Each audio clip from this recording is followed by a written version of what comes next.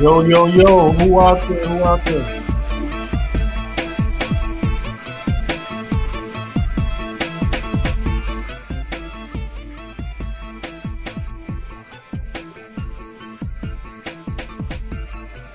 Waiting for some people to pull up. Let me drop the link to anybody that want to pull up.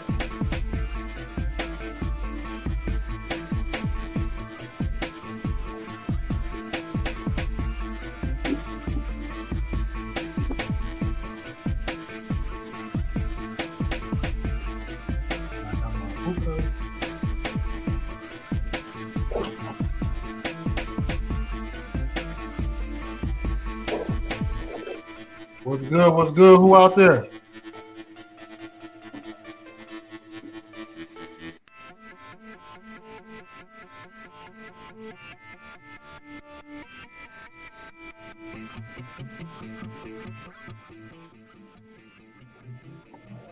What's good? What's good? What's good? What's good?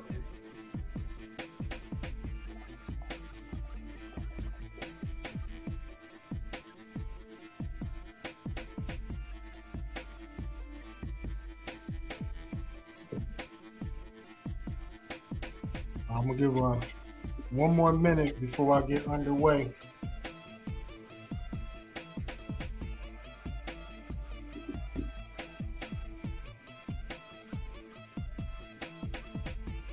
We're tracking this right here.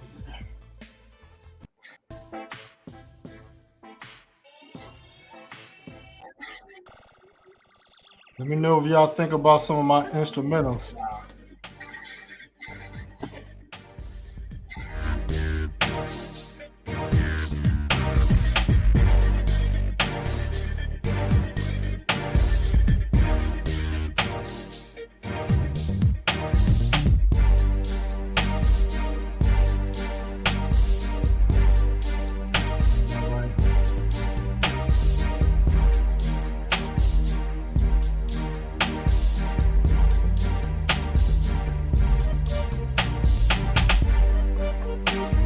Let's go.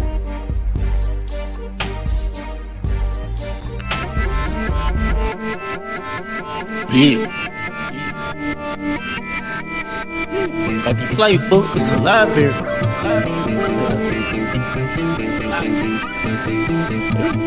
I'm in the deal. Just took a flight to Bora Bora and foreign cars like foreigners. Berry on her. Up in France, bitch, bonjour. I be in come to go soon. We going Paris tomorrow. Only Paris we carry, spin at the mall. We doing the same alone. My diamonds be saying, add some more. Change, that's the same alone. Dripping all the way from home and taking the wrong. Got the flight book, it's a library. We ain't flying solo. Tune in to the show. It's the Passport Bros. No excuses entertainment. Jay Slay on the show. Turn it up some more. It's the Passport Bros. Yo, yo, yo, what's up, Passport Bros? How y'all doing, man? Friday night. So yeah, I'm thinking I'm gonna, try to do Friday nights on this channel. Just kind of kick back.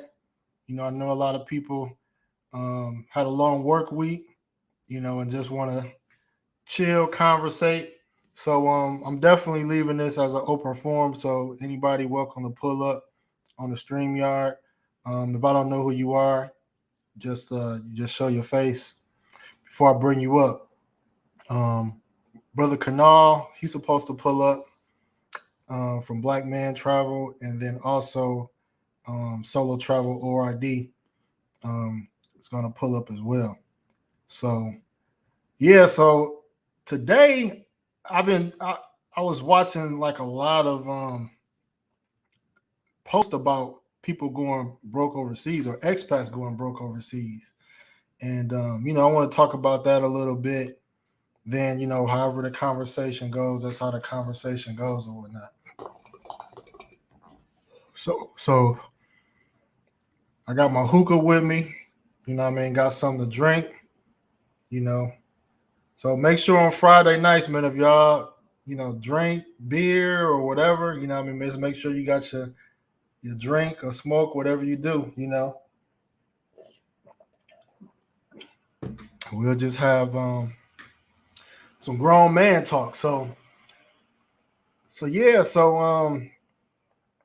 I've been wanting to talk about this topic for a while, more in depth, as far as, people managing finances, that move to other countries. It's not easy.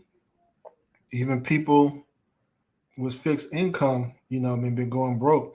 And ironically, but and Alex, you may be familiar with this. Like a lot of the going broke overseas seem to have been like a lot in the Philippines or in Southeast Asia, And I was just like, wow, why is that? How is that?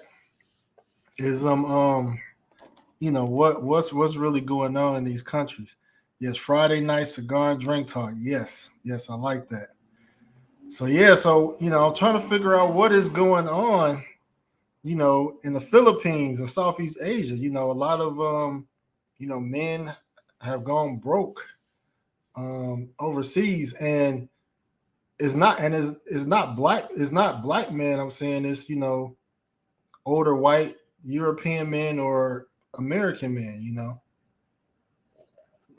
People that you typically would associate with being good with finances, and I know there's stories of all races of men, having the same problem, but so I'm just curious about that.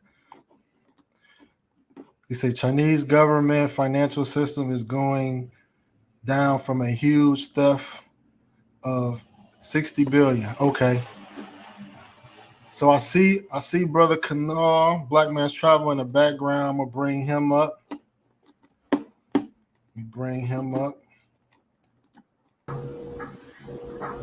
Hey, what's going on, man? Hey, I need to do something real quick, so I'll be right back.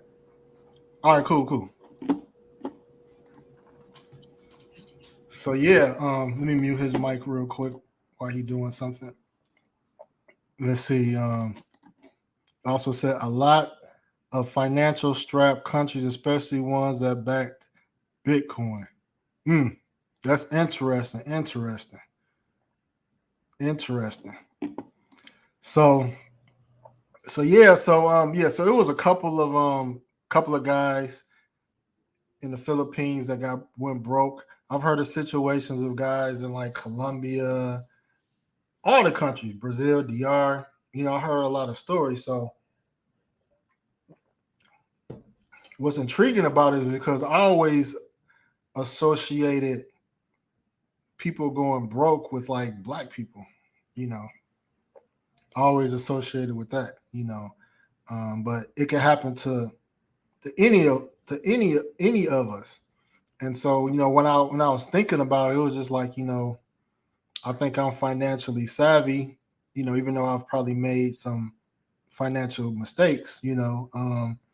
But what it makes me realize is that everybody is human, you know, and the system of what we might say supremacy, you know, a lot of races are affected. Even white people is affected by, you know, quote unquote white supremacy. You know what I mean? As far as the system that's created keeps certain people rich and certain people poor. You know, he said they go broke. He said, "Wow, did they go broke or were they extorted?" Now they went broke. Like the common story was, you know, they came with a fixed income. They poured all their money into a significant other, let's say a Filipino, for example, and then over time, you know, family, helping out family and friends, you know, they pretty much kind of drained them, and then the relationship goes sour, and then now they finding themselves spending more and more money to save the relationship or to try to win the girl back, and you know, some of them probably tricking off too, you know. So I've heard different stories. Pensions running out, or people losing their wallets or credit cards. It's a lot of different stories I heard about expats going broke. So, brother Black Man Travel. So I'm starting off just talking about situations that I've heard and seen as far as expats going broke overseas. So let me try to show your name. But yeah, do you have any stories or anything about in regards to that? Well, yeah, I mean, definitely. I mean, can you hear me? Yeah, I can hear you good. Okay. Yeah, definitely. I have, if anything, a lot of guys, what they try to do, they actually live way above their means in these countries. And a lot of them don't really prepare how they're going to sustain that life while overseas. Like everyone's so quick to retire. But once you retire, what's your game plan to keep that income coming in? It's like I see guys, you know, out in the yard in Colombia. Okay, I'm retired. Okay, and what? Do you have some type of pension? Do you have some type of steady income coming in? In most cases, most of them don't. And really, a lot of them live way above their means. And of course, a good percentage of their money goes towards, you know what, entertainment. Facts, man. There's this one recent story I heard. He was talking about how the girl, her like father, her parents, basically the family, you know, people always say, I got this idea. They want you to invest in their idea. And you find yourself trying to help all these ideas, even other expats, you know, because I've talked to expats before, and they say, you know what, I want to, let's go in on a crib together, or let's do this together. So sometimes you buy into certain things, and you invest a lot of your savings into somebody, You know what, man? Like, most of these expats, they already a lot of them didn't really have a great career that made them a lot of money. So they're taking whatever they have to live this low budget lifestyle, but yet still trying to, do something more than what they could actually afford. But I've seen some cases, man. I've seen some, especially in DR. It's a lot of them just living this fake life. They brag about being retired, but I'm looking at them like, but you live here. You live in the worst part of the neighborhood. I'm like, if you're gonna retire in another country, man, you should be, nicely settled in versus just, you living among the poor people. I mean, no offense to anyone. Right. That's why Rona said your mic sound low. My mic sound low? It's good for me, but maybe on their end it sounded a little low. Okay.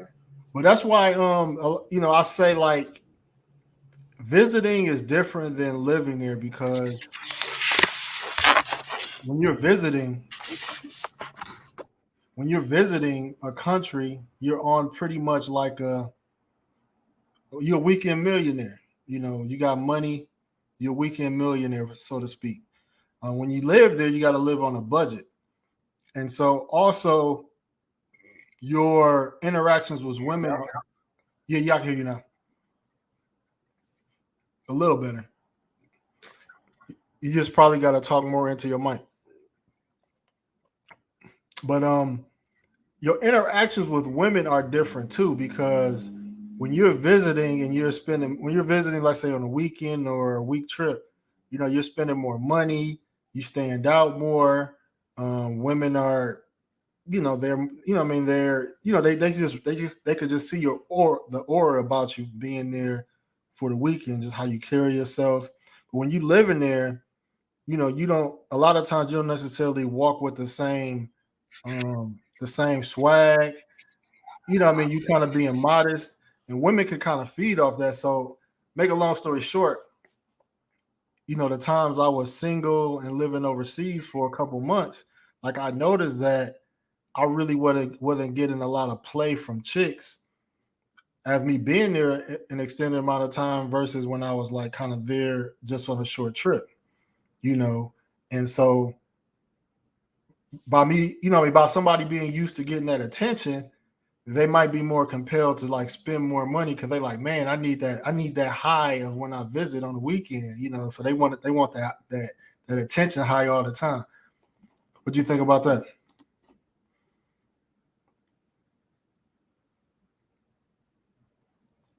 Let me know if you did.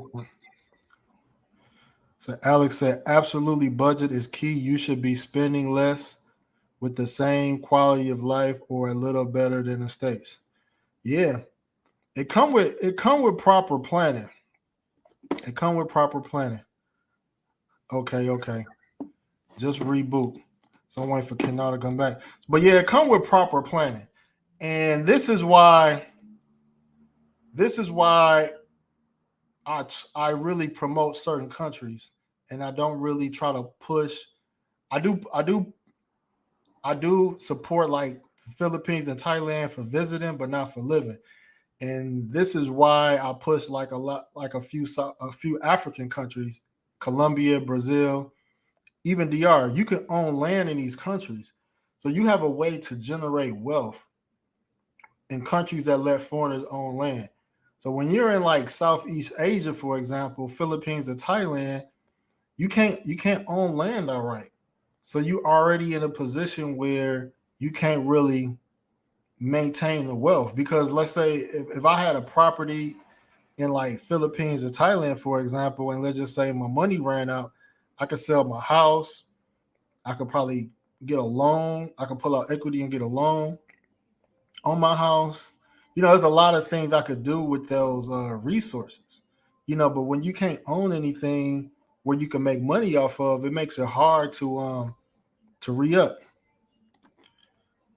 Oh yeah, Mexico as well. Yeah, Mexico you can own land as well. Yeah, a lot of people are definitely trying to invest in Mexico as well. So that's probably bad decision number one. You know, for men retiring and going broke in Southeast Asia is that you can't own land. So you pretty much in an environment where you gotta spend money all the time. You gotta pay rent. If you do own something, you gotta give your wife or you gotta give your wife or a girlfriend 51% ownership. So you already giving them leverage out the gate. You know. Let's see. I got some background noise from you, Kenal. Yeah, okay, let me fix that. I don't know why everything's acting up today. Yeah, is your gain on your mic too high? What about now? It went down. It went down. Okay, I can hear it a little bit, but it went down when whatever you did, it went down a little bit. Yeah, it was actually my gain. Okay. You know what? Yeah, something happened to it. My son was playing with this stuff, man. Oh, they turn the knobs. Yeah, he just man messed up all my stuff, man. Sorry about that. Okay. It's up again. You can turn your gain all the way to like. I mean, I keep mine at the middle, whatever the middle mark is. Okay, okay. What about now? Can you hear it? It's at a minimum. Yeah, yeah. I have my gain all the way down. Okay.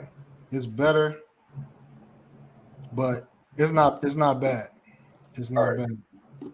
Oh, okay. Sorry about that, man. Let's go. Let's do this. You said I heard DR has a common law marriage laws. Yeah, a lot of Latin American countries do have like a common law situation as well. Yeah, yeah, that's true. So yeah, Southeast Asia is already kind of you kind of already in a less advantageous situation in Southeast Asia. With the fact that you can't own land and you gotta, if you do own something, whether it's a business or property, the local have to have 51%. You know, what I've seen in like Colombia, I've seen guys that either went on a tourist visa, they overstayed, they don't want to leave the country, they basically want to be like illegal immigrant, like you would see in the U.S. So they pretty much figuring out. Some are doing, some probably trying to do some type of tours, living off a female, begging expats that they see that come in town. So I've heard those situations as well. To be honest, I try to avoid a lot of these expats in these countries, man. Most of these expats, they running scams. They try to like do whatever they can to leverage some type of money or assistance from it, or they want you to bring them something. And it's just like, man, I mean, that's my experience. It seems to be like most of the expats don't really got this shit together. There's only a small percentage of them do, but the majority of them don't. So what would be like your game plan if you was to live out the country? What would you try to have in order before you made that move? I mean, I know for a fact that with my line of work, I'll be working till I'm 70. Because I mean, I'm in the IT field, so it's not like a very strenuous job. So along and now with being able to actually work remotely, I'm gonna always have a job, even like a part-time job, and picking up new skills within the IT field will keep me in a job employment. So that's my goal, man. It's just like really be a place where I could still work and still bring up, still make American dollars over that country.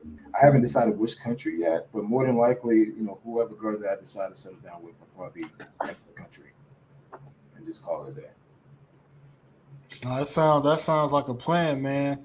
Alex said, if anything, Thailand, a B-side condo in Pattaya, Phuket. So I mean that's the wisest move is to own a condo. I don't know what the condos are going for, but I'm pretty sure you could get something. $50,000 should be able to get you something decent.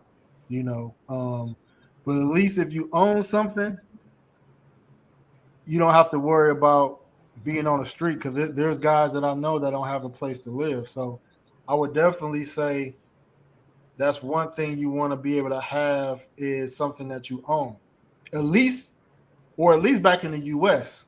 If all else fails, go home, and regroup and come back. But that's the problem. A lot of guys can't go home. A lot of guys Really? that burn their bridges so bad to the point where a lot of them are running from the law. Let's keep it real. Let's keep it a buck, man. A lot of them can't. I mean, a lot of them can't go home, don't want to go home, or don't really have nothing to go home to. So they just got to stick it out, whatever country that they're at. That's very true. That's very true. I mean, we don't talk about this or it doesn't come up a lot, but some people, I got suspicions about certain people, but some people can't come back home for whatever reason, or can't renew their passport for whatever reason. You Oh, know, that's that's something. I know one guy in DR right now. He's way above his visas as far as his staying. But Uh-huh. he keeps a very low profile to the point where it's like he's literally like under the radar. 'Cause Wow. I think if he goes back home, something's gonna happen. What happened to Rihanna baby daddy was ASAP? He got arrested when he came back from wherever she from, Barbados. Where's she from? Barbados. Yeah, he got arrested when he got back in the US. You know. So yeah, I mean that's a legitimate fear, man. For probably for some, and then renewing your passport. So let's just say one of these guys owe child support. Oh, Their passport expired because you can still use your passport if you in arrears. Because like once you out the country, like your passport is still good. yeah. But it's like when it's time to renew. I mean, a smart traveler will renew his passport, then bounce. So he has 10 years to do whatever he wants to do and come back home. Then after that 10 years, Well, that 10 by years, that, I mean, a smart traveler will gotten married, got a citizen in that particular country and just stay there. yeah, That's a smart traveler. But yeah. I mean, I know. most black men are against getting married overseas anyway, so I doubt that they'll get married and set roots in those countries. No, you're right. I know somebody that renewed their passport right before they got in the arrears. Oh yeah. Yeah, and I told him exactly what to do. Exactly what to do. But he was able to get it. You know what? Here's the thing. Like a lot of guys, they talk about retirement, they talk about expat life, but they don't have a plan. It's like I think the topic is a great conversation amongst the guys when you're overseas because you kind of like in that moment, like yeah, I can't wait to retire. I'm gonna move out here to DR, move out here to Colombia, Puerto Rico, whatever country that you're in. But they don't have the proper plan or know how to actually take those proper steps to actually make it happen. Only a few guys that really made it a success overseas. Most of the guys, they always come back home. No, that's true. That's true, man. It's the planning. I mean, that's what I hope, people like us can start getting men to thinking and to properly plan. I was on a panel and the guy was talking about, he was planning on getting all these certifications so he could work overseas. But I'm just like, do you even know the visa? Do you even know like the visa requirements? Do you even know like what you need to even have the permission to live overseas? Like a lot of people just say stuff. You know what?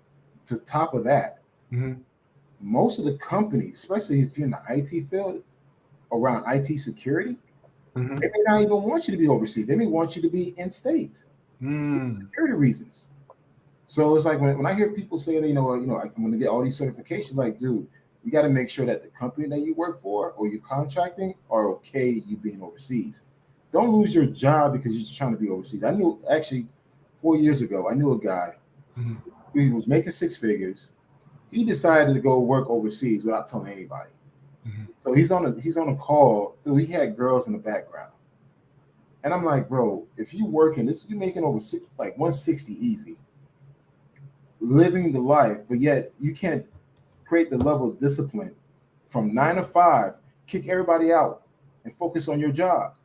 Dude, he had girls in the background making noise and all this. Man, they ended up firing his ass. They went to the IT department. They traced his IP address. He was in DR. They said, you got to come back. Bring all your gear. You're done. Like, and that's like I always tell the young guys, like, yeah, I want to work remotely, this and that, whatever. But like, are you disciplined to work remotely? Like for me, when I work remote, dude, I literally don't want nobody around me. Like my kids, they already know, like, hey, when daddy's working, you stay in your room. I mean, unless you need something in the refrigerator or whatever, do not interrupt me. When I'm back in DR, same thing. I tell my girl, like she understands because we've been together for 7 years. But she knows, like, hey, when I'm working, they'll leave me alone. Unless it's something, she giving me breakfast, lunch, or whatever. All right, cool. I take a break. But most guys are not disciplined enough to actually have a remote job, especially a high paying remote job. You can have any type of remote job making $20 an hour, but once you start making $80 an hour, 150 an hour, dude, you need very strong discipline to work that field. You do. I mean, I used to work in banking and dealing like wires and stuff like that. Like I couldn't do those transactions overseas. Oh. I mean it's too much sensitive information going over the internet. I couldn't do it. Like what I do sometimes, like I'll let HR know, hey, I want to be in Colombia for 2 weeks. So I informed the IT security so they could give me a more tightened VPN network. If I need to log in, I have a more tighter network to get into. Some guys, man, that's a big truck. Some guys won't even do that. They just, hey, I got a remote job, I'm gonna pack my stuff and go. Not getting the clearance by the company to do that. So now you're risking your job just for some ass. Just to say, I'm working remotely, I can take pictures on Instagram with some, with a pina colada and a computer laptop. Like, bro, you make sure you get the clearance you need to work overseas. Don't just be so pressed to go overseas just to say I work remotely. Yeah. The number one thing that I see a lot people struggle with is housing. So what I try to really, I guess, preach is that if you're not making, if you don't have a fixed income, like I know some guys that work military, some guys that was high rank, and they making like 50, 60, 70,000 a year off pension, which is great. But that's not the norm, I don't know what the average Social Security is people get, but I know Social Security can't be that much.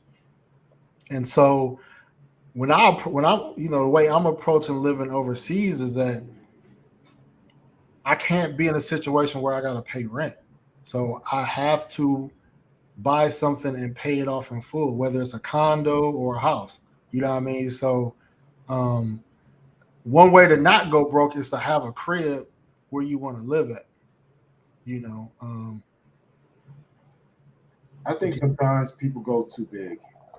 Like first, I would say rent. Before you decide to invest in buying a property in that particular country, rent first. Mm-hmm. Rent for a couple of years. Get a feel for that country because that one particular area that you think you want to stay may not be the best area for you. You may want to go to the other side of the country where it's a lot cheaper. But a lot of guys get caught up where they want to be in the hot spot. And it's just like, for me, if I were to ever move to DR, I don't want to be anything near Sosua or near like all the main attraction area. I want to be in the countryside where things are a whole lot cheaper and I get a better bang for my buck. As long as I have a car, I could get to point A to point B. I don't need to be in the mix of things. But I think a lot of guys, they try to be in the mix of things. But now, dude, you live there. You're in retirement. There's no need for you to be in the mix. You can live in a more low-key area where you could get a house or a nice apartment for less the cost that you're paying in Santo Domingo, Santiago, Sosua, even in Colombia, Thailand, same thing. You just gotta be smart about it. You don't have to be in the action to live, where you could actually save maybe $300, $400, $500 a month by simply going 45 minutes outside to the countryside or whatever and get a more better bang for your buck. Right. What's up, QB Passport flexing? So yeah, to your point. So yeah, if you are going to rent, let's say for a few months or a year, you should have some money saved up. So when you're ready to pull the trigger on buying something, you got the money. Because the problem I have with renting for me is that I know that I may not be as disciplined as I probably need to be. So for me, I need to have stuff paid off so I don't have to worry about it, because I could go in renting. Let's say I could have I don't know. Let's just say I got 50,000 saved up. I'm renting. I may be dipping in those savings more than I probably would if that money was already parked in the crib. So you got to have some discipline if you are going to rent for a while. I think. Yeah, I agree. I think I have a friend. He just moved to Colombia. He's renting for the first year because he's in the process of buying. So what he did, he just paid off the first year with one check. He's like, listen, I don't want to deal with this. He gave the property manager 1 year rent, just like that. So he could just, that's one less thing for him to worry about. It's like, okay, now I can just focus on finding a house where I want to live. And right now he's looking more towards Avogado area. But it's just, you don't have to be in El Poblado or Pacas Jerez. It's, it's so needed for you to be in the mix of things. Just, explore a little bit before you commit. No, facts.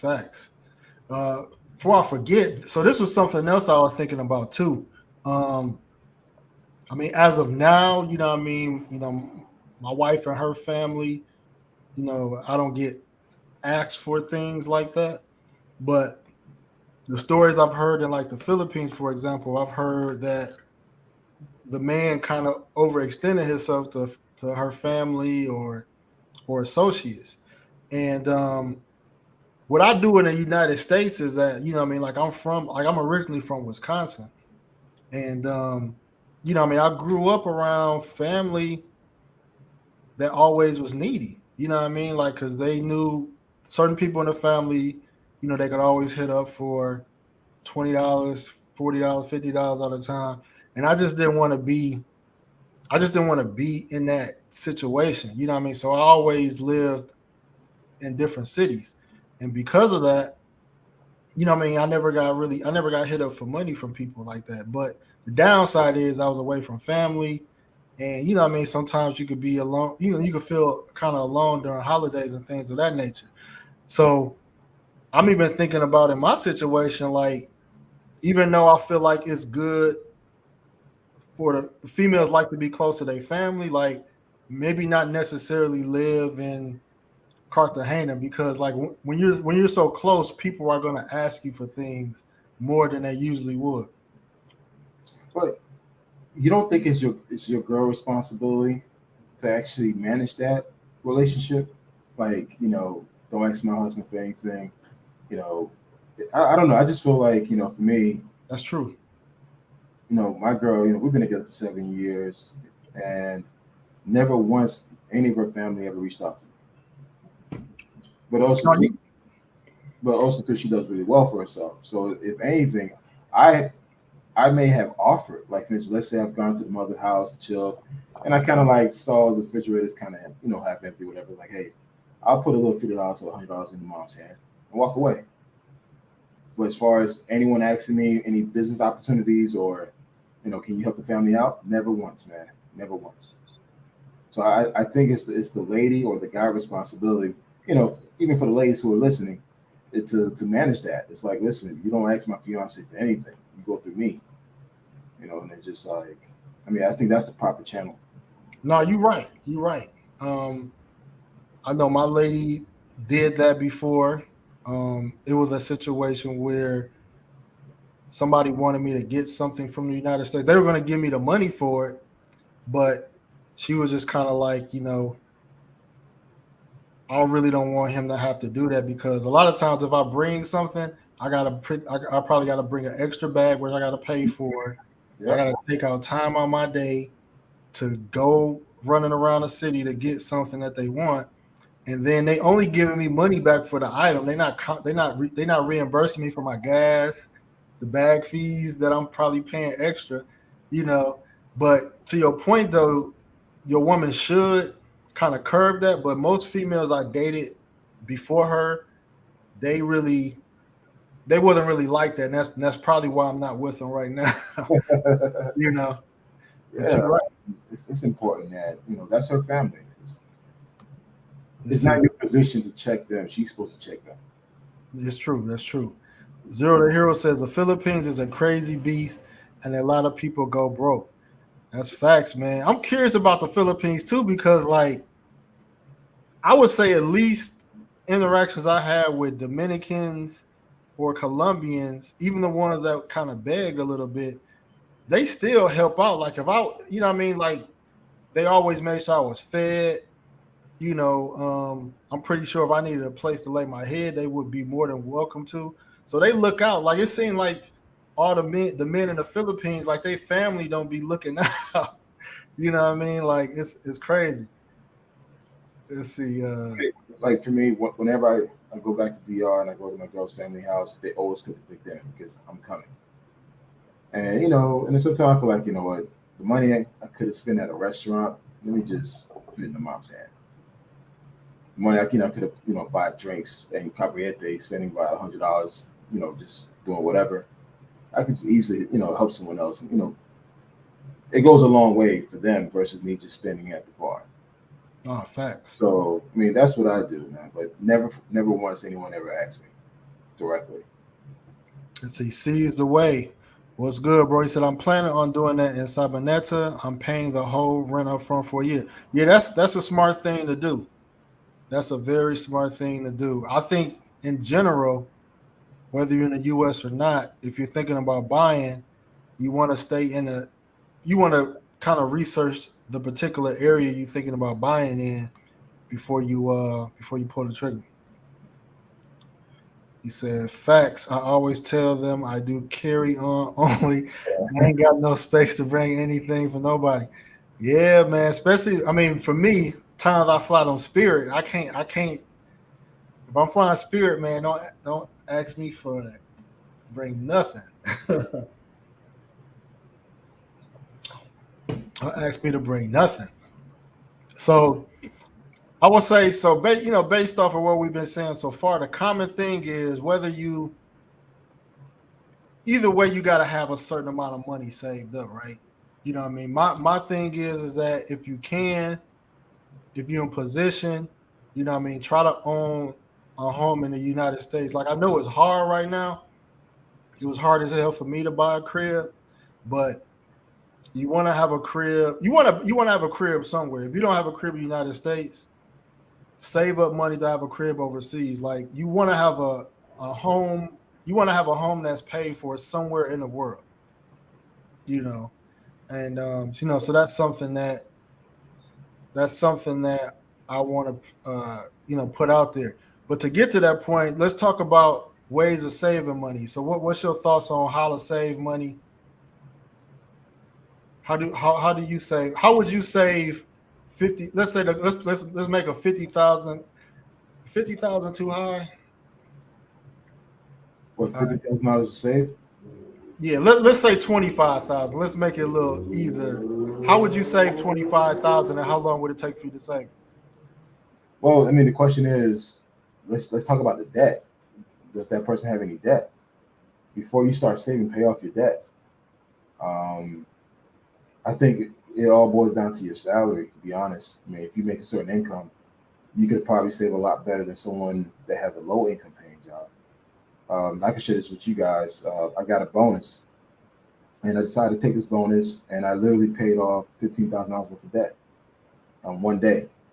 I went to all my credit cards, stuff, and it's just like I paid everything off. So now I have zero balance on all my cards. And now it's like, okay, I was saving before. I mean, now I could really, really save. So my goal by the end of this year, if I do things right, I want to have 75K. So, like, take care of your debt first before, you do any savings. And at least try to save 3 months of your salary, just in case, for a rainy day or whatever.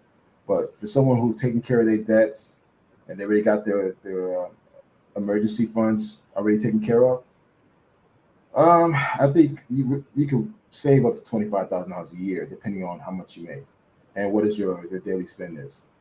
If you're a big spender going out or you're sacrificing, all that takes account.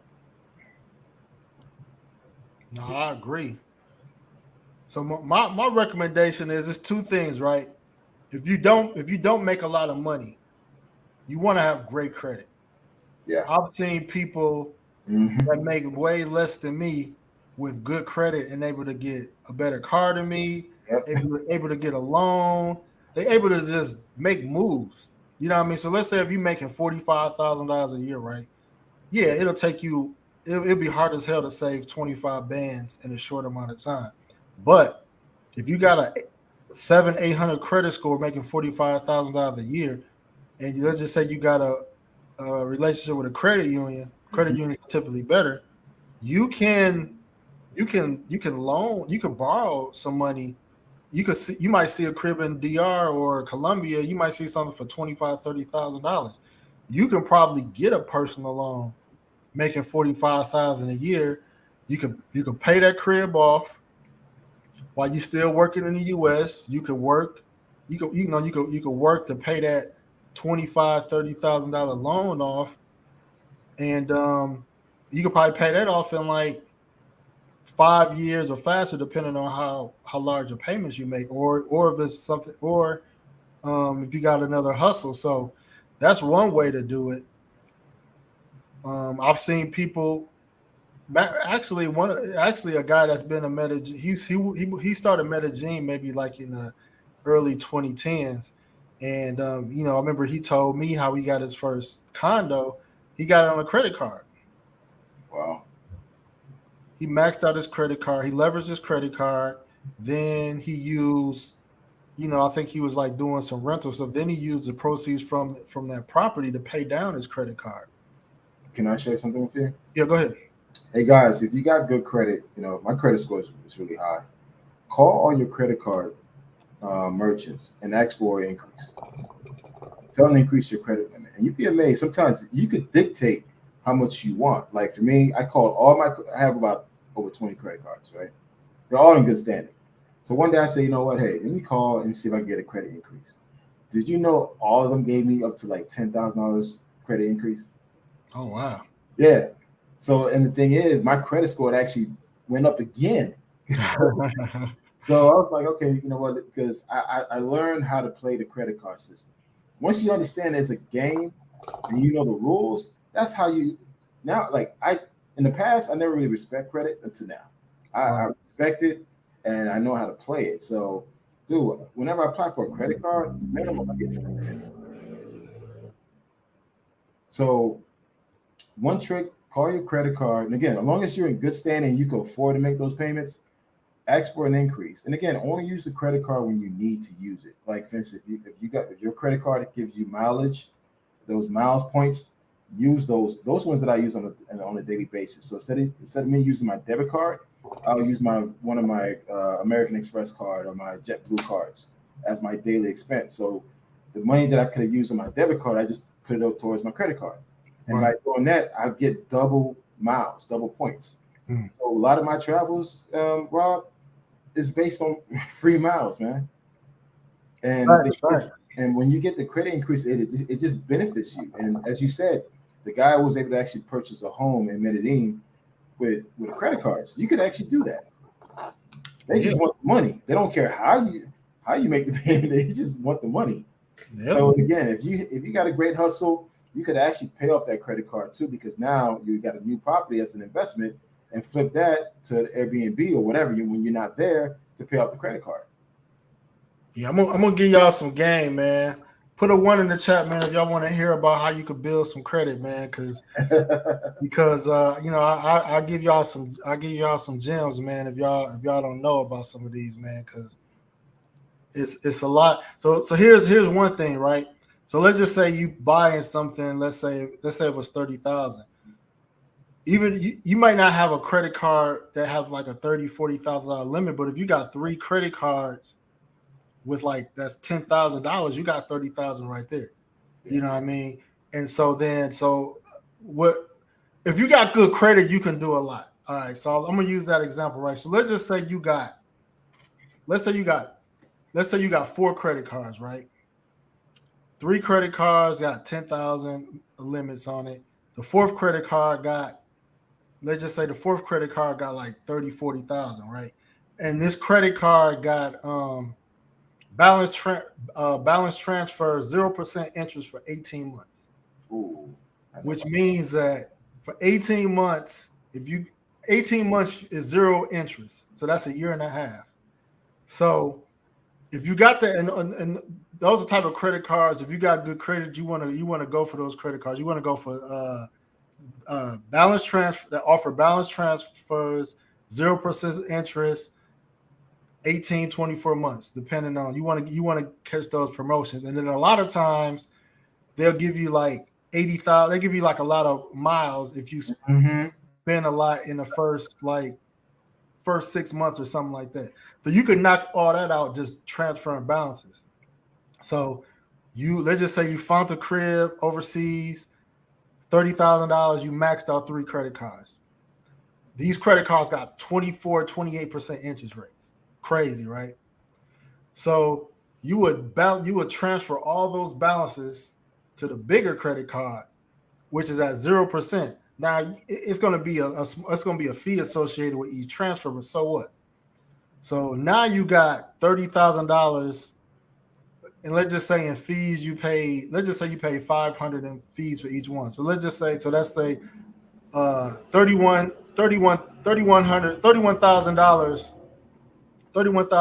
at 0% for 18 months. So you got a year and a half to really dig into that balance at 0% interest, and then also you already gained miles, and then since you transferred all those 30,000 to that one credit card, now those 3 credit cards got 10,000 you could use for something else again. You know what I mean? So it's just a lot of ways you could play, but you got to play it right though. You got to play it right. Yeah. And the guys, make sure you have a good paying job where you can pay it off if you have to. But again, just being smart about it and being disciplined. And that's something I learned 5 years ago. And by just doing that, my credit score tripled. And now every credit card I apply for, I instantly get it with a high credit limit. And also, too, I always go for the one that gave me miles.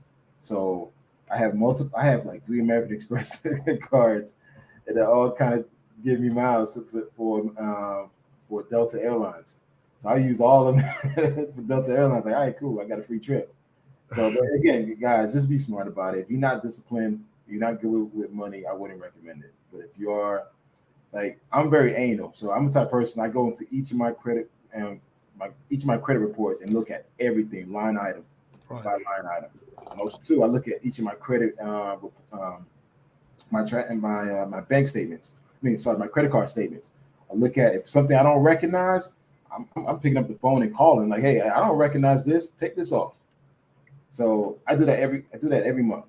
So I mean, if you're very disciplined and you hardcore about it, definitely do it. If you're not, don't do it. Yeah, facts. You do gotta have some income to pay that off, or unless you're doing like Alex said, like if you Airbnb or you got a rental property where you're making money from it, because you want to. If you got good credit, then you understand what you need to do to protect that credit. Yeah. So on the flip side, you don't have too good credit, but you make a lot of money.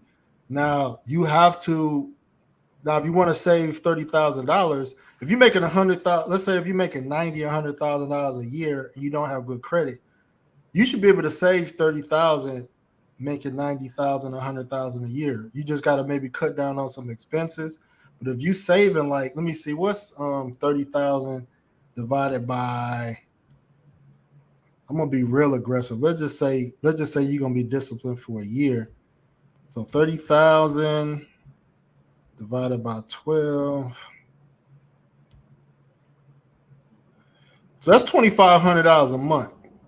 So if you get paid every 2 weeks, that's like you saved about $1,250 each check. $1,250 each check. So if you're making like 90,000, you bringing in maybe like what, 5,000 a month? Yeah.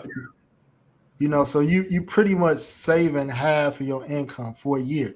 Now, if you really discipline, which you should be and can do, if your goal is overseas, you can do that. You can do that. And just put that money. When I save money, this is what I did. So I have a credit card, I have a bank account. I usually have a bank account, a checking account, and a savings account, or 2 checking account and a savings account. But I'll just kind of do an automatic transfer, or do this from your job. You can do direct deposit, but you can split it into 2 accounts. So I may have let's say 1,000 going to one bank account, and anything over 1,000 going to my savings account. That's a way you could kind of separate and save that way. I mean, like I said, I took that bonus, paid off all the little balances that I had, which came up to like 12,000. Again, guys, I have a lot of credit cards, and now I'm at zero across, no personal debt. So every check that comes in moving forward, any bonus checks, edit, whatever, going straight to savings. And I already live below my means. I mean, besides spending money on my sons, I really don't do anything. I don't have any car payments. I'm trying to buy a crib, hopefully by next year. But besides that, I don't have any like hard, recurring payments besides rent. My child support, I take care of that easy. But besides that, I'm trying to be in a position to have 75K like by the end of this year in the bank. Okay. How many more years you got in the child support game? I mean, my kid is 10 years old, so it is what it is. I mean, but the thing is, too, I think I've shared this. My son is autistic, so it's like, he has an amazing mother. Although we're not together, she's a great mother. So, I give more than I give more than what the court ordered me to do, because I know he's in good hands. So at the end of the day, as long as my son's taken care of, so it is what it is. And the fact that he's special needs, I want to be in his life until the end. So Right. really, when child support ends for me. So and that's why it's like for me, we talked about me living overseas. I think I'll probably live both overseas and domestic because due to my son's situation. Yeah, I can understand that. I can understand that. Yeah, so, but yeah, lucky for me, I don't have one of those baby mamas that try to do all these crazy shit. So I want to give some tips on building credit because a lot of people just don't know in general. So this is just 1, 2, 3s on establishing credit. You know what I mean? So take notes. Yeah, take notes. So this is building credit 101. You want to get a secure loan and or secure credit card. The fastest is a secure credit card. So Discover has a secured credit card. Capital One has. Those are the main two common ones. So basically, it's like usually a $500 credit line, $300 or $500 credit line, more or less, and you basically give them one of them. You give them 500, and they give you a car for 500, and then after a period of time, they'll unsecure it, and you'll get your money back. So I did that before with Capital One and Discover. So one of them you got to put up like $50, and the other you got to pull up the what the line of credit is. But either way, both of them give you $500 credit card. So if you don't use it, it does nothing. It doesn't build your credit. So you want to use the card, and then you want to pay it off right away and pay it on time and keep the balance under like 20%. You know what I mean? People say like 30%, but keep the credit under 20%. I say 11%. Even better. So you want to keep that credit card balance low, but so that's the first two things: secure credit cards. So my thing is that I wanted a secure credit card for all three credit card processors. So you got Visa, MasterCard, Discover. I haven't been able to get American Express don't have secure cards, by the way. No. But basically you got Visa, MasterCard, and Discover. So you check those off. Bank of America has a Visa, Capital One is MasterCard, and then Discover is Discover. So you get the three secure cards. So what you can do so you building credit or establishing credit with credit card companies. And so on the flip side, you want to establish credit with banking institutions. So if you got a credit union or a bank, I recommend I have both. So with your credit union, you could do a secure loan. So a secure loan is you could do it for whatever amount you want. So let's just say you do 500. You do a secure loan with your credit union, and basically you put 500 in the bank. They freeze it, and then you're paying you're basically paying on that until maturity. So once you pay it off, once you pay the secure loan off, then that 500 that you put is unfrozen, and now you've established at least a year of credit. So you're covering all bases. So you're covering you're establishing credit with a credit union, you're establishing credit with your bank, and then you got 3 credit cards: Visa, Master, and Discover. Capital One, Discover, and Bank of America is an example of a Visa one. So those are 5 things. So you don't have to do all of them, but if you do at least 2 or 3, like that's a good start. So and the people that do that charge you for building your credit, this is what they tell you.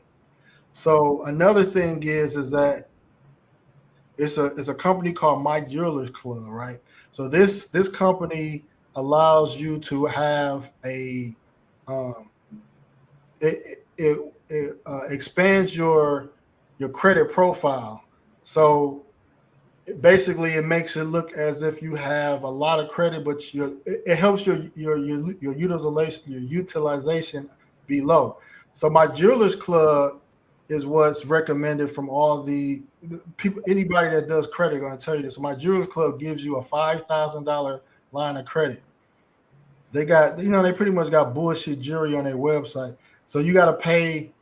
It's $100 a year, but they put a $5,000 line of credit on your credit report.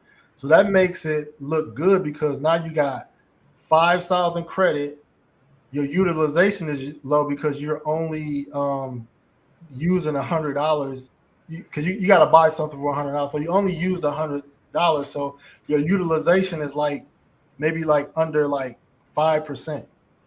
You know what I mean? So that brings your credit profile bigger. Your utilization is low, and so now your credit score starts going up just off that. So that's the credit building part.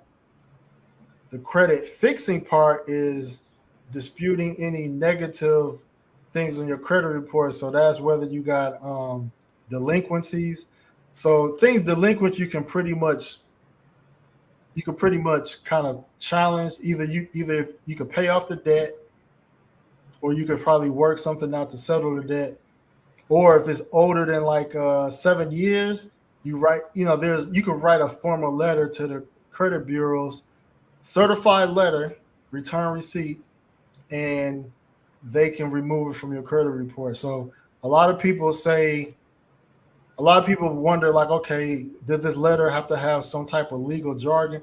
No, you can write you can write a letter yourself. It doesn't have to be nothing specific. Just say, hey, this item on my credit is more than 7 years old.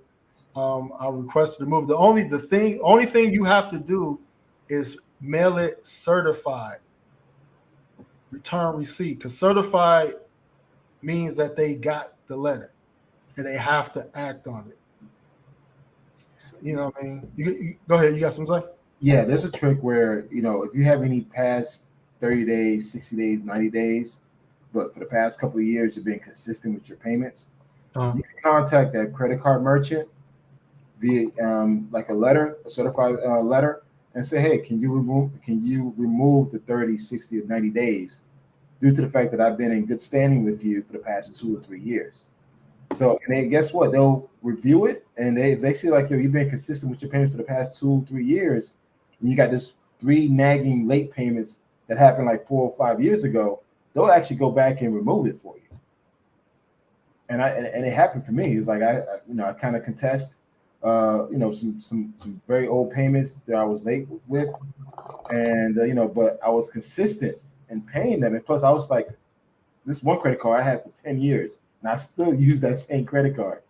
And it's just I went back and said, listen, can you actually remove these late 30 days or 60 days? They actually went in and removed it for me because they realized, you've been with us for 10 years. All right, we're going to take it off. So that's something to keep in mind. And the thing too, guys, if you have any existing credit cards that's more than 5 years, don't close it. Don't close it. Continue to use those because those old credit cards are the ones that can actually help build up your credit. True. Yeah, because your average age of accounts is good. And that's another point too to bring up is that closing credit accounts actually drops your score. So you want to wait till the cards expire. Yeah. You want to wait till they expire if you don't plan on using them no more. Let's see. Mr. Dawkins said most people who want to become an expat will have to work until they get their retirement income or house paid off. I'm in that category and okay with that. No, I hear you. I hear you. The retirement, depending on where you work at, the retirement age right now is what, 67, for Social Security. Hey, man, I don't want to sound negative. I don't want to sound negative. I'm just a realist. Most of us won't probably even live that long. Let's keep it real, man. Most of the guys within retirement after 5 or 10 years, man, they end up kicking the bucket. I don't know what it is. That's what I'm noticing. It's just like not too many guys live long enough to enjoy the retirement due to poor health issues or whatever that happens. But it's the truth. There's been a study that shows that most people who saved up for the retirement don't really live long enough to enjoy it. Man, talk about that, man. Talk about the health, man. Oh man, bro. Yeah, that's a whole different topic though. I thought we were talking about credit, expat, broke. We'll transition to that. We'll transition to that. But yeah, if you have to retire at 67, that is something that you got to think about.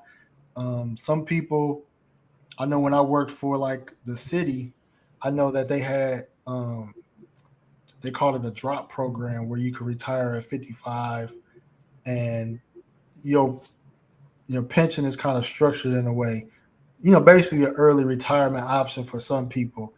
But or if you military retirement, people retiring if they went in at 18, 19, they done at 40. 40, yeah. but most military folks, they stay until they're 60 because really a lot of them are so used to that lifestyle. It's a lifestyle for them. After a certain point, it's just like, this is all I know, military life. So they stay until 65 until they're forced to get out. I was like, all right, you too old. You can't really do anything for us. Wow. That's something to think about, man. Like, we only get one life, and we want to live in another country and live our best years. I'm curious on ways that you can restructure retirement. Anybody that's got 401ks, can you touch your 401k early? Can you? Because I know somebody that did this. I know somebody that put their home in their 401k to pay their home off, which was smart. I don't know the process, but they basically sold their home to their 401k. And so they basically their house is paid for because it's in their retirement. It's in a retirement fund. I got to give specifics on how that works, but I've seen that. But yeah, man, for me, retirement. Retirement is like 55. Not me retiring, but just to feel like for me to believe I have enough years to enjoy retirement, I would say 55 would be a target age.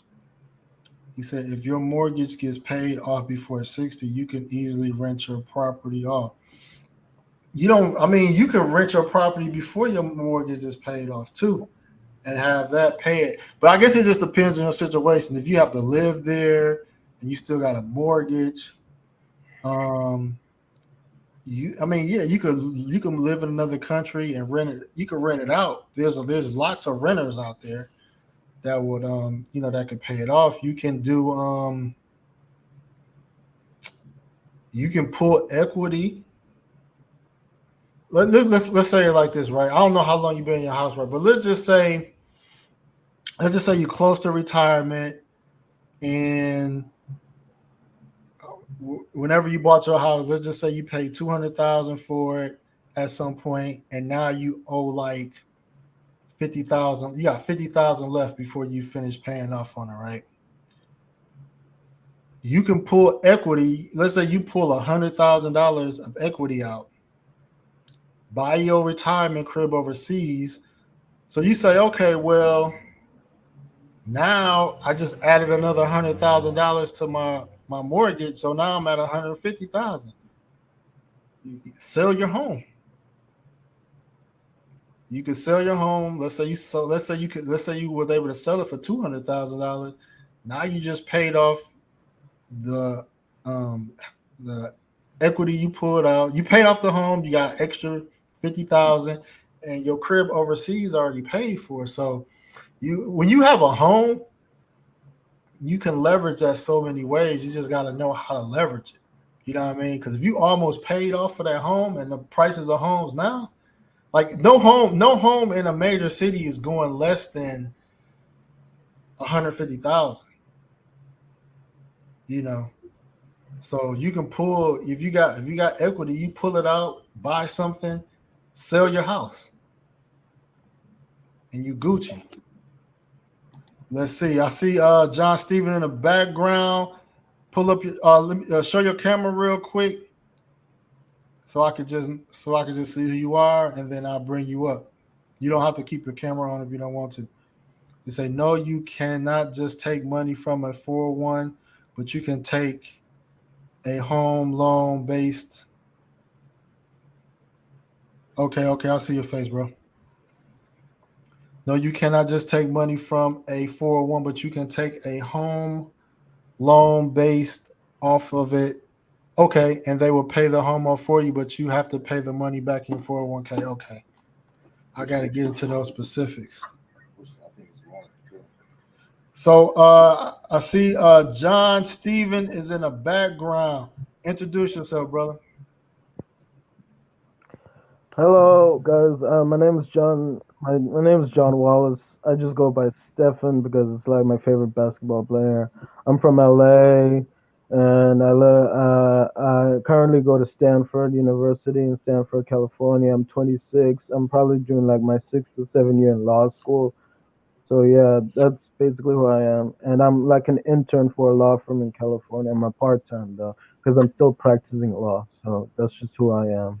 That's my background. I'm originally from Crenshaw, South Central Los Angeles. So that's where I'm from. So, but now I enroll in Stanford University. Okay, that sounds good, man. Sound like you got a good plan ahead of yourself, man. So what you got on this topic, man, or what you got for us in general?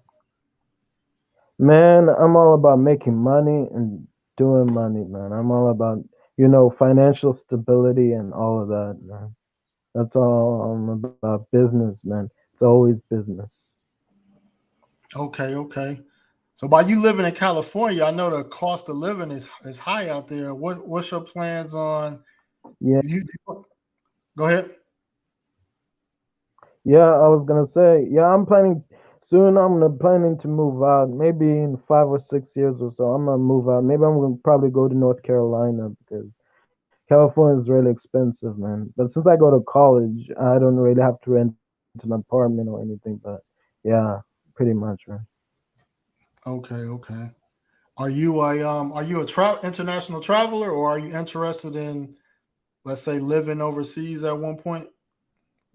Yeah, yeah, I'm interested. The main country is I want to go to. I've always been dreaming about this because I've only been to Toronto, Canada. But the main country I wanted to go to was Latvia, Riga, Latvia, in Europe. Okay. Why that place? I'm not familiar with that. Riga, Latvia is like the country that has the tallest woman on the planet. Because I'm a tall dude, so I like tall girls. But like, it's the tallest country on earth. It's like next to the Netherlands. It's like number two. Then the Netherlands is number one. So yeah, it's like an Oh, ex-Soviet country.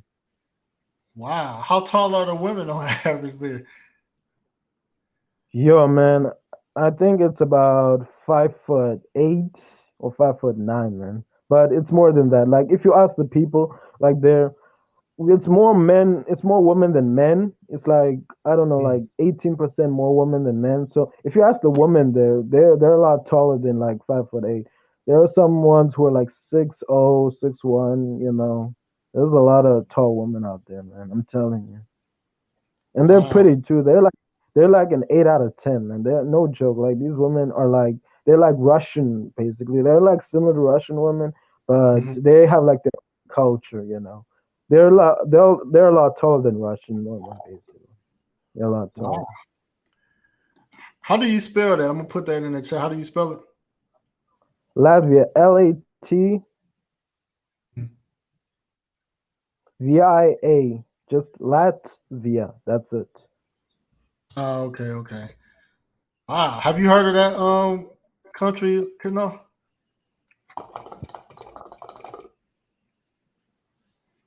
Oh, he must have stepped out for a minute. Yeah, I never heard it. I'm curious. I'm just curious how the women look like. Man, the That's the women love brothers, man. I'm telling you, they love brothers out there. There's no discrimination. It's majority white though, but like, it's no problem. Like, they'll treat you okay, then, man. You know, they'll treat you all right. If you know how to be a gentleman, you'll be fine, man. You'll be awesome, man. Nothing okay. much. They just want a gentleman. They could care less about color. I mean, they're curious about dating foreigners, you know, no matter what color they are. They don't care, you know. And religion, they don't really care too much about. They're like, whatever religion you are, it doesn't matter. As long as you are a gentleman and you are like a nice guy and got great personality, you'll be fine. That's it. It's all about character, not about color. There, pretty Okay. much. Mr. Dawkins said it's brutally cold there. Yeah, it is. It is. It is. He's right. It's brutally cold. I think you should go in the summer. I don't know, maybe when, maybe August or something. I don't know. But like when there's summer in Europe, you should go there in the summer. Yeah, no. You can go there in the winter if you want, but that's up to you. Okay. And see, Mr. Dawkins said there was a video of a man who had 30K in the Philippines. He wanted to live off of it until his social security. He went broke in less than a year. Yeah, you can go through 30,000 fast, especially if you undisciplined. Yeah, that's crazy. That is Man, crazy. cheap. Fuck. The Philippines is cheap. What somebody could really do is, if they really weren't good at managing money, you could put 30. You could put 30,000 in a certificate of deposit, a CD, and then you can probably. So how a CD works is that you get a CD for any type of any amount that you want, and the CD mature. You could be the CD matures like every a certain amount. Basically, a certain amount of money becomes available periodically. So you could pretty much take off the amount that matures, let's say every month. So you don't have to break the CD. So there's ways you can manage that. It's called couponing. So you could buy a $30,000 treasury note, treasury bond, and things of that nature. That's why it's important. I think it's important too for people to talk to financial advisors. You know, especially if you got money like that and you want to live like a good financial advisor would definitely give you things that you can do to make that. Like I'm not a certified financial planner, financial advisor, but I do have an MBA in finance, so I know these things. Um, but those are things that you can do. Let me go through some of these chats real quick. He said, I'm good. I can't touch my 401(b) until I'm 59. Okay, the other Baltic nations are Lithuania, Estonia. Again, places cold, cold, cold. Yeah, yeah, yeah. They're very cold. They're very cold, man. I'm telling you. But Estonia's nice. Even Estonian women are a lot more open than Latvian. You know, I would say they're less cold and they're more open. You know, to talking to people. Basically, Estonian, You you more or less.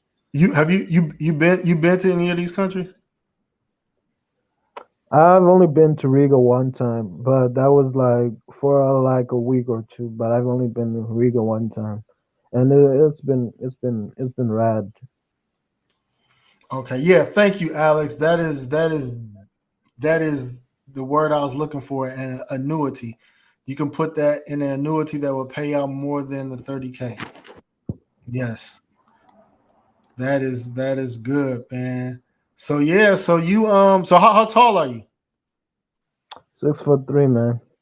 So you 6'3". You said And you I'm like tall women, man. Okay, that's what's up, man. That's what's up, man. You can have only, your only like 26, man. 6'3", only 26. you can have you a future NBA player, man. I guess, man. Maybe like Shaq. Well, maybe like Shaq one day. But yeah, well, why you young, man? So I'm curious about. Do you have any kids? No, no kids, no kids, no kids at all. No kids, All no right, kids. hopefully I know. keep it I'm like still that, single. man. Yeah, I'm still single, man. I'm still exploring, man. I'm a still young buck, man. I'm very much of a young. Okay.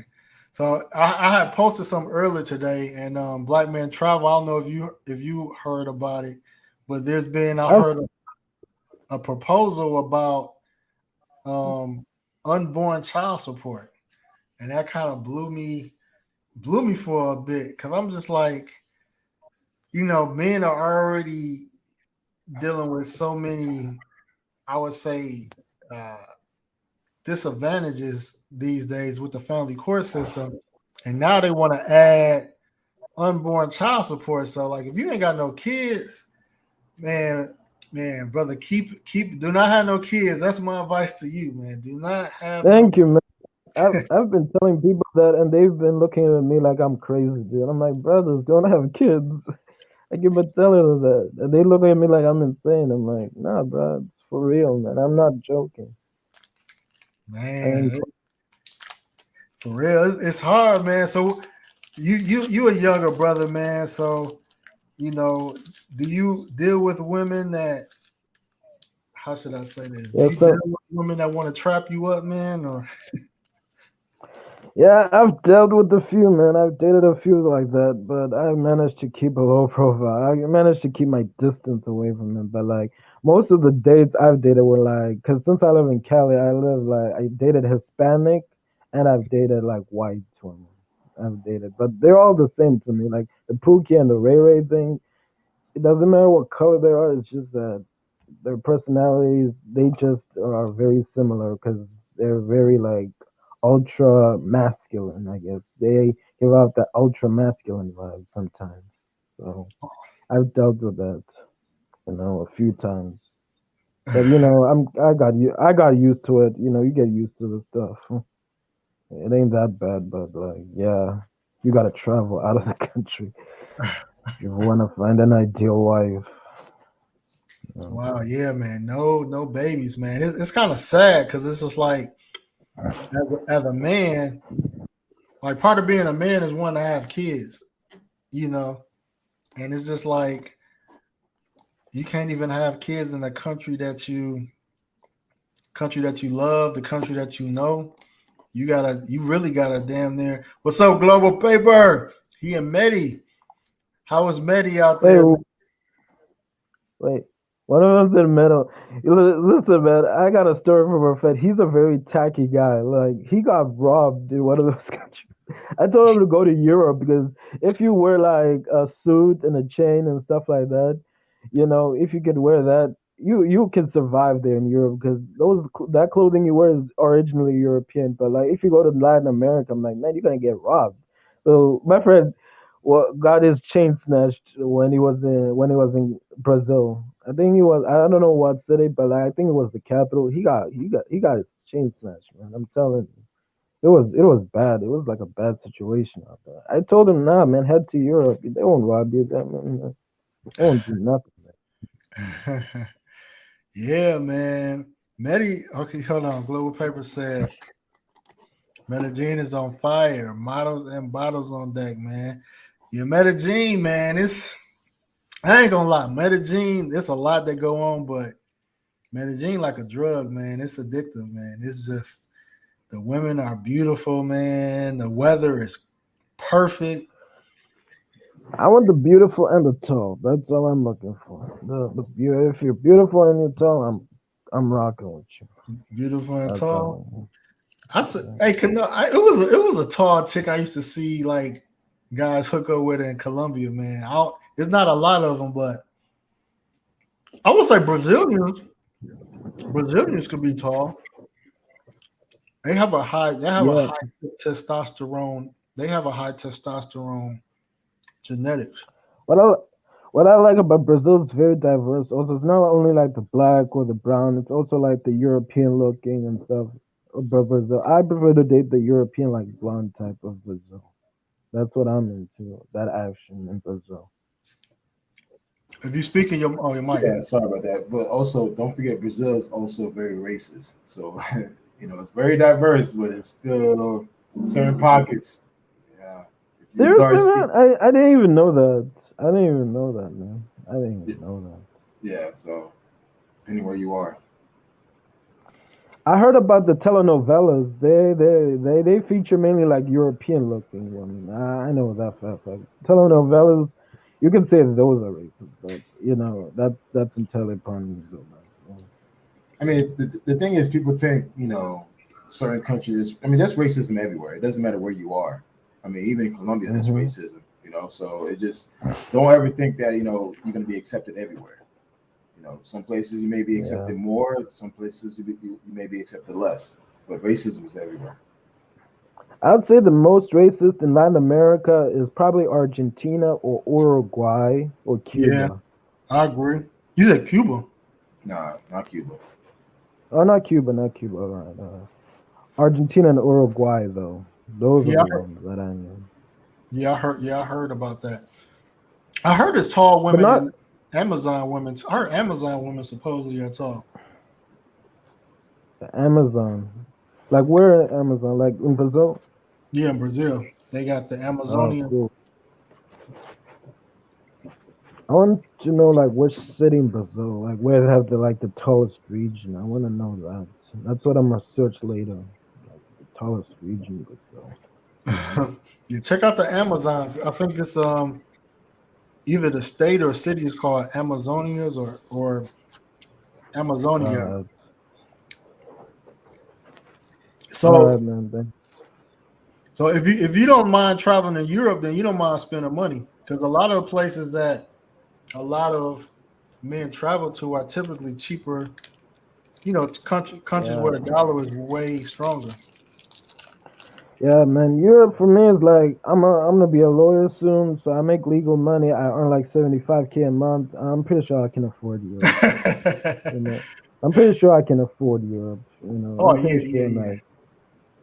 I'm pretty sure I can afford Europe. No, yeah, you'll be good in Europe. You'll be good, man. Yeah, I'm gonna definitely look up Latvia. I'm just curious.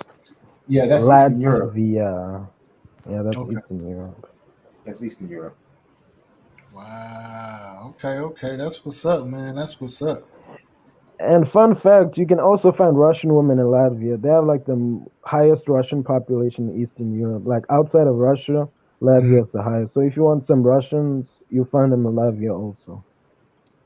There might be some Ukrainians there too. Now Yeah. that's crazy, man. I haven't did the Europe tour yet, man. Black Man's Travel. Have you hit up any parts of Europe? Only London, but next year I'll be doing Europe. I'm done with Latin America. Next year is all about Europe, man. So Ray, Finally. Ray Finally. Starboy, Hmm. he and I, we got some trips lined up for next year. So next year it's all about, the snow bunnies and Yes. and having a good Yeah. time, man. So it's like we got some countries we're gonna hit up next year. Definitely gonna hit up Sweden. Gonna hit up Istanbul. We'll probably hit up Well, Poland. Scandinavia. So I Uh, mean, we got some things lined up for next year. So me and Ray, we got some trips. We're gonna be hitting it hard, like we did similar to Brazil, Rio. Yeah, we're gonna do it again. He hit me up, man. Like, yo, I gotta try with you again. I was like, you sure? I was like, yeah. but we gotta go to Europe. I'm done with Latin America. I said, you know what? I'm done with Latin America too. Let's go. So I'm done. So Scandinavia. Yeah, I never wanted to go to Scandinavia. That's one thing. Yeah, Scandinavia, the feminism is too much, man. Too much. Like, can't Wow. handle that. I always wanted to see Amazing. Armenia, where Kim Kardashian lineage is from, because Armenians are thick. Yeah. you know, it's I heard. mainly a lot of the Eastern European countries. The women are built kind of the same way.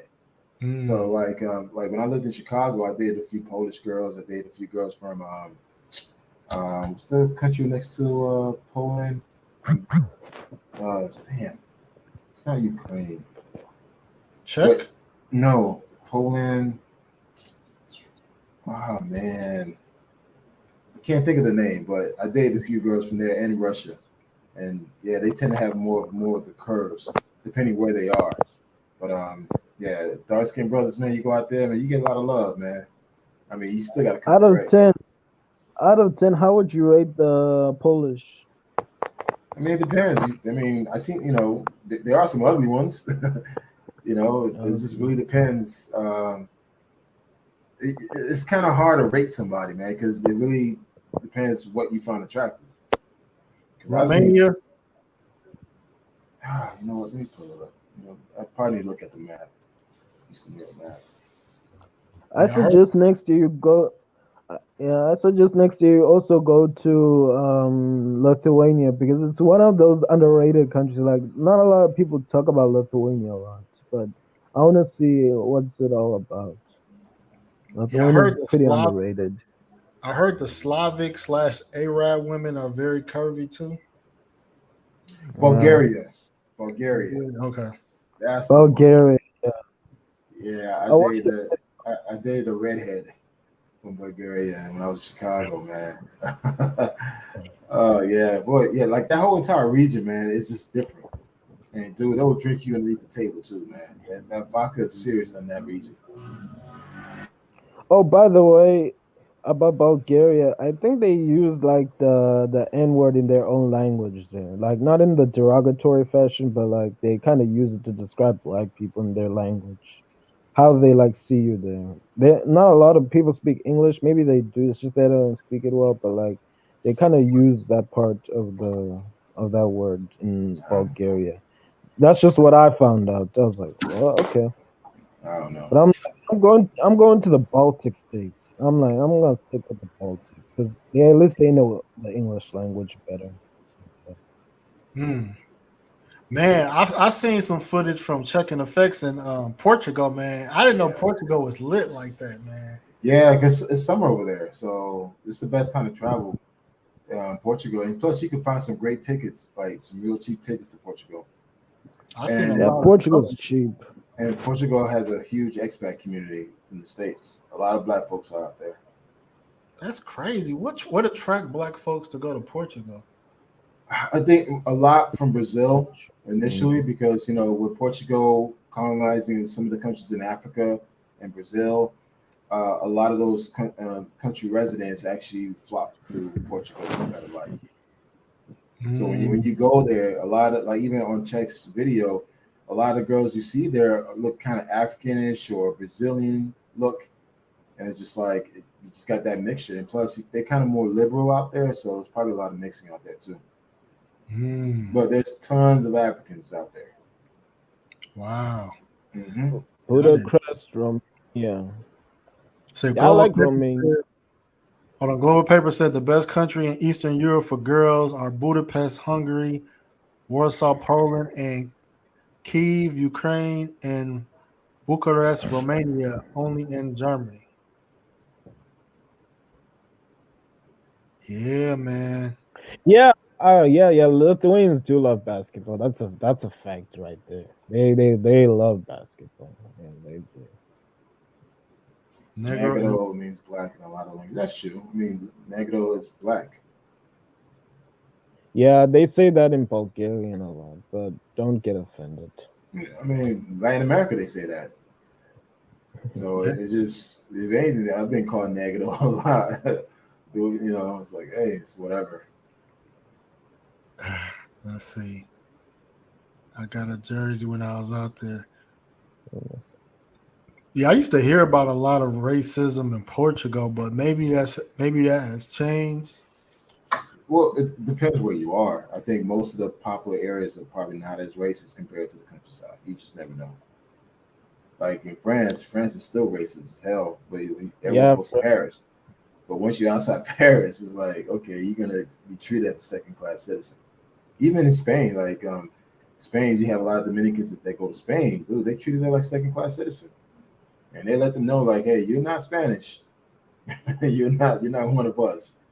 So it's just like it depends where you go. I mean, there were certain parts when I went to England, when I was in London, it was just like, okay, I'm cool. But then there's certain areas where I knew, like, okay, I don't think I'm meant to be in this area because like in it's what it London, is. I've never seen racism. Like in the UK, I thought, nah, man, those guys are soft. I wouldn't consider I them wouldn't say soft. When hardcore. you carry knives in your pockets, nah, they quick to stab you in a heartbeat, bro. Really? Oh Yeah. yeah, guns are not allowed there. Guns are not allowed, so I So cannot bring my so they firearm. they use knives out there. You will get stabbed. Yikes. So what's up Ooh. with Australia? Because I know some guys that really curious about Australia. They say they like the brothers out there. But Yeah, they do, they do. but I But I it's too I, have, westernized. I know someone that is out there now. It's like, yeah, but it depends where you are. It's a lot of Asians out there too. But Mm. I mean, at the end of the day, I think it all boils down on you. If you got some type of swag, some type of energy about yourself, it doesn't matter where you are, you're gonna pull it. If you kind of like, The weird Asians or standoffish, you're not gonna pull it. I mean, that's the way I see it. Maybe someone disagree. Wow. the Asians date the white boys in Australia. That's what I Well, that's know. that's everywhere. Asians love white boys. Yeah. That's why Asians were never my type. Asians were never my type. When I lived in Cali, I'm like, nah, I'm not dating none of them.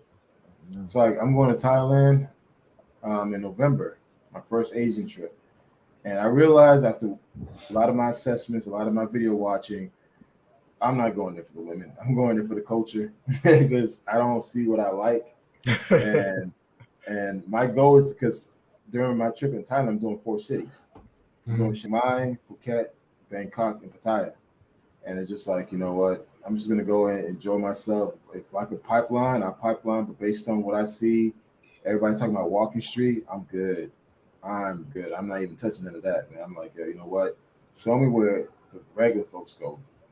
The rooftop parties. That's what I want to be at, man. I don't want to do no walking street. I mean, I don't mind doing just walking through it for content. But as far as like trying to be where like the typical brothers go, I'm not trying to do that. Yeah, actually, Bangkok got some more, I would say, grown and sexy women. Like I went to one popular club called Sugar in Bangkok, and it was like the women would look like they had money. They was dressed nice. Bangkok definitely got, I would say, more professional women for sure. Have you guys ever heard of Central Asia, like Kazakhstan? Yeah, I haven't heard. Kazakhstan. Yeah, yeah, yeah. Black that's man like by travels. Russia. Yeah, like Kazakhstan, they also like they're mixed with like Asian, Turkish, Hmm. and Russian. So you kind of get a blend. Like they're like exotic looking. That's what I heard about them. Also, No, I I watched mean this. they look more like Mongolian, or Mongolians. Hmm. They look like that. So Yeah, I mean, if you're into that look, that native fish look, then yeah. But I'm into it, like the half Asian, half European. I'm kind of into like the half Asian, half European. Yeah.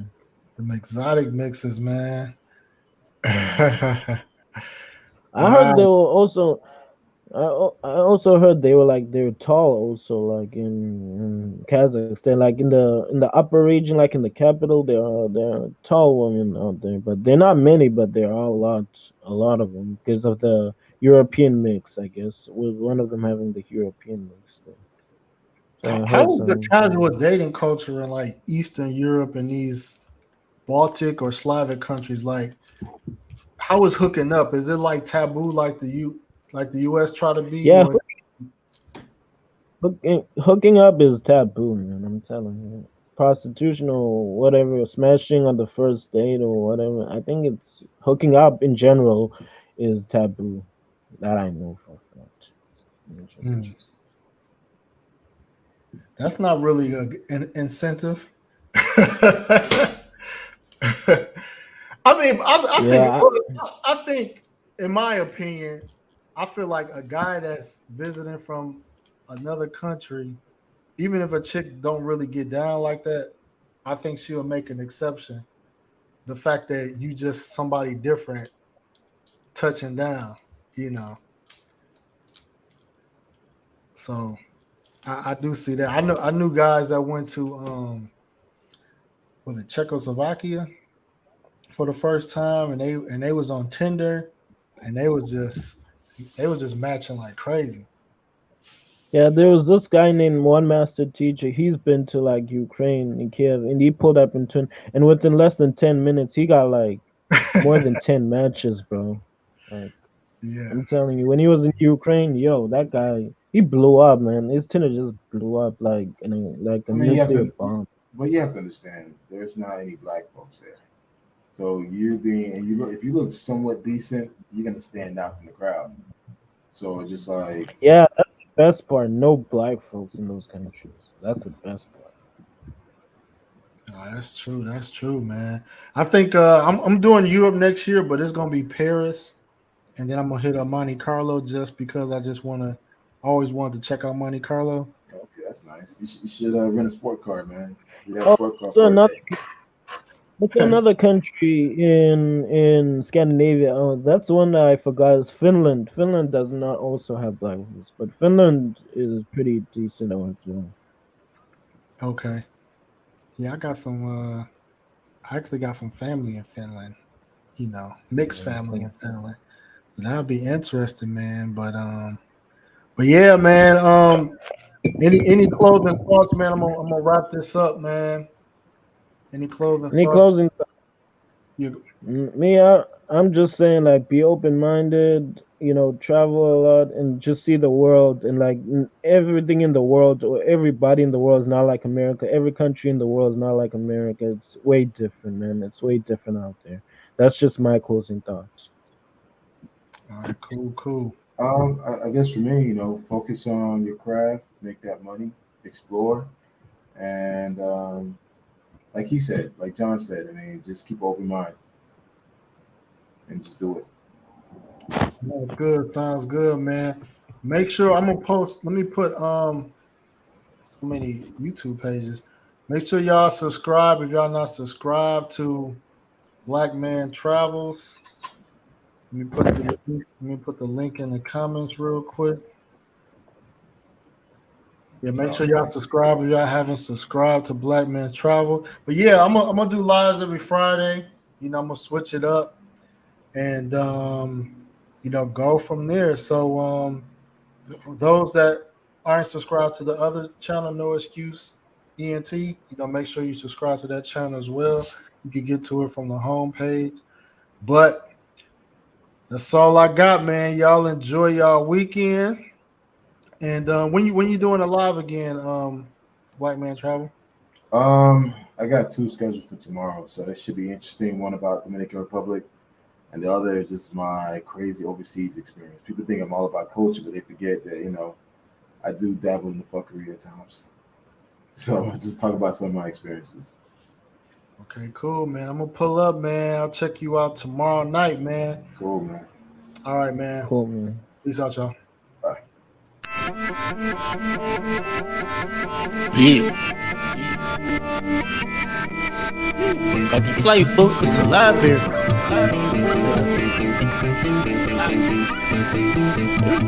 I'm in the deal. Just took a flight to Bora and foreign cars like foreigners. Berry on her. Up in France, bitch, bonjour.